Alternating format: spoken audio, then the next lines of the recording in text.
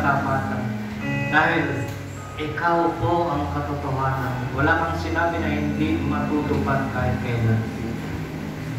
Ang sabi mo po, maglalaho ang langit at lupa, ngunit ang salita mo'y hindi magkakabulan. Dahil gusto po kaming nagtitiwala sa iyong mga salita, Panginoon.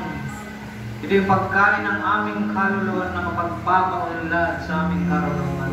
Kaya Lord, tulungan mo po ang aking mga kapatid. Maalala nila ang kanilang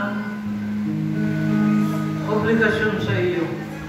Ang kanilang katungkulan na manalangin para sa mga kaluluwa. Nang sila po ay wala pa sa inyo, may nanalangin para sa kanila. Mayroong nagtiyaga na isang kaluluwa na ilapit sila sa iyo, Ama, upang sa gayon, mailapit mo naman sila sa aming Panginoong Jesucristo.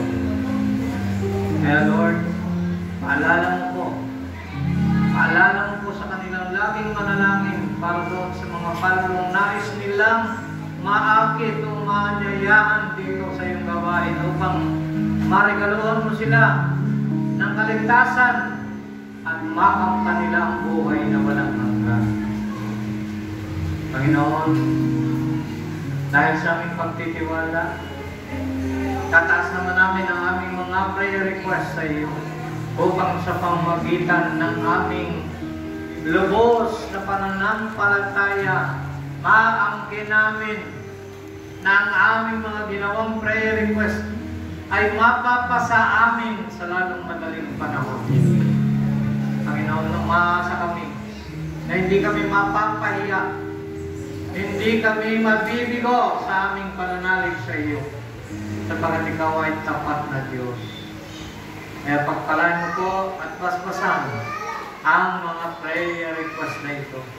Loobin mo po, Ama, na madala ng iyong mga banal na anghel doon sa altar sa kalangitan upang iyo pong mabasa naman at mabigyan ng kahatulan, ng katugunan, at magkagalaw sa kanila ang kanilang mga ninanasa sa buhay. Salamat po, O Yahweh, aming Diyos.